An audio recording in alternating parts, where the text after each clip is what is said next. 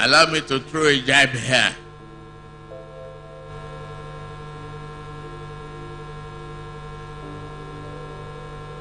The labor union should understand that no matter how much we cling to our freedom and rights, to call for strike within 9 months of an administration is unacceptable.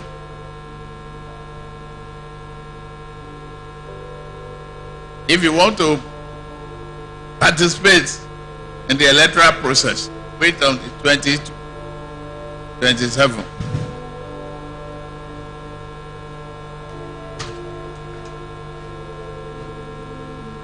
If not, maintain peace. You are not the only voice of Nigerians. First of all, he said it's a jab. No, it's not a jab. It's a direct threat to the NLC and Nigerians, because NLC represents Nigerians. And considering the fact that Tinubu was part of the 2012 Occupy Nigeria protests against the Goodluck Jonathan administration at the time, and considering the circumstances then compared to now, protests should have started immediately his policies started inflicting hardship on Nigerians. Yes, consider the price of goods at the time compared to now. One wonders why Nigerians are not on the streets. If the people in power today were to be in opposition, that means they would have shut down this country. In fact, they would have provoked a military coup, because the protests would have been so widespread that security agencies wouldn't be able to contain them. Any form of strike or protest is an undeniable right of every citizen to protest against whatever policy, whatever thing they perceive as being against the people. There's no law that bans protest in Nigeria, so he should get on with the job. After all, look at other protests that have been held in Nigeria. At the end of the day, some of them were very fruitful because the government conceded some things to the citizens. But look at this time. Despite the 4 protests that have been held by the NLC, the government has never yielded anything. They were so quick to remove petrol subsidy, float the naira and devalue the naira, and increase customs duty, but they are not quick to increase salaries of workers. This is injustice. This is very, very unfair. They are inflicting hardship on Nigerians every day, multiplying the hardship. And they are telling us to stay quiet, that Nigerians should bear it until the rainy day, the day that everything will materialize.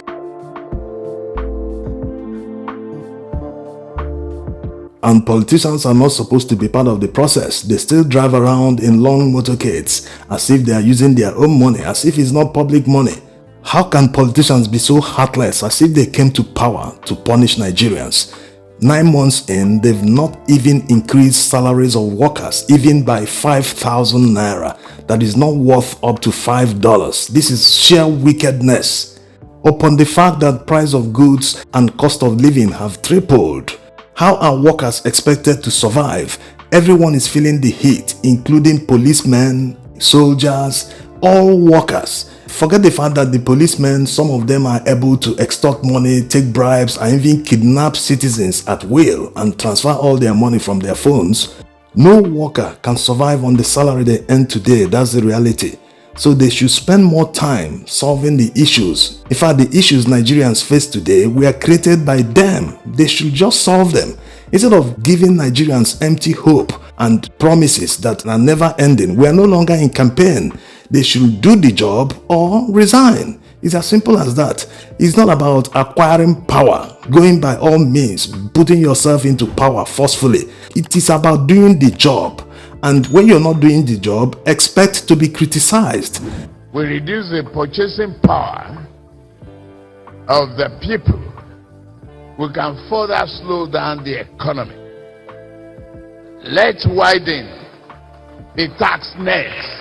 Yes, this was during the campaigns. Maybe Tinubu feels it's special that no one should criticize him or conduct any protest against his government. He's actually living up to his expectation. He said he will reduce the purchasing power of Nigerians. That's exactly what he's doing. If you had 1 million naira in January, that 1 million naira is not worth up to 30% of what it was worth back in the day. So everyone is feeling the heat. They should do the right thing and stop the threats and intimidation. It sounds like something a military dictator will say. Or are we no longer in a democracy? This is pure dictatorship. You cannot control how people will feel, especially when you have imposed hardship on them. His government has inflicted the worst hardship on Nigerians, and he expects Nigerians to keep quiet, go down without doing anything. That's why people who criticize the NLC leadership should not be taken seriously, because you can understand what they go through, the intimidation, the threats. The NLC president said it the other day that they were under immense pressure to cancel the protest. That's why they cancelled it without even completing the second day. So you can understand, this time around, Tinubu made the threat directly. Hey, NLC president, if you don't understand the message, all the threats that have been coming from the government to you, I'm talking to you now directly. Listen, you must stop conducting protests against the government. Give us time. Even if this man is given 100 years, he will not do anything positive, because his objective is to inflict hardship on Nigerians. Imagine saying that he will reduce the purchasing power of Nigerians. This is why companies are leaving. An economy of more than 200 million people, and the people that have a high purchasing power that are able to buy basic needs are not up to 10 million. That means Nigeria can be compared to a very small country, like countries that are up to 10 million people that have a very high purchasing power. You can see why conglomerates are leaving, because they feel they are doing nothing here, they are wasting their time. When they compare their earnings in a supposed huge economy like Nigeria with more than 200 million people, and a market where they have about 5 or 10 million people, their earnings there is higher than in Nigeria, then if they miss Nigerian market, they've missed nothing. That is exactly what this man is doing to the country.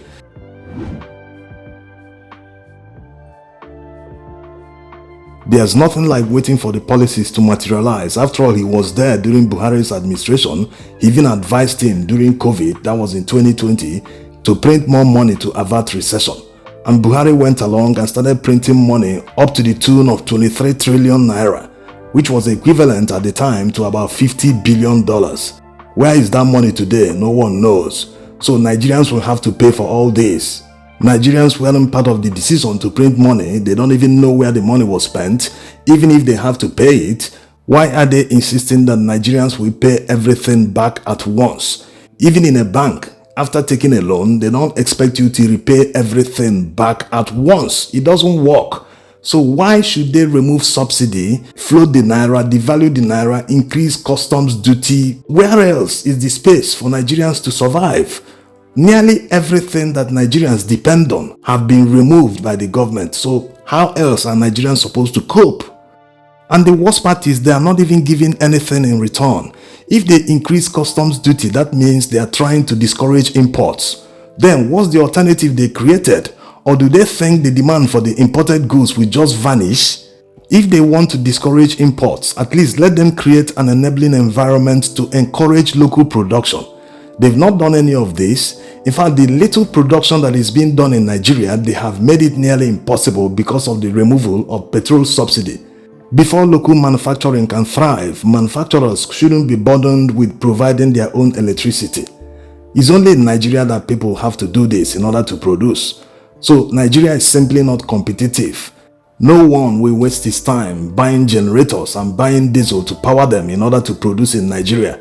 They would rather go to another country or just simply import it from China or anywhere that is manufactured cheaply. That's the reality.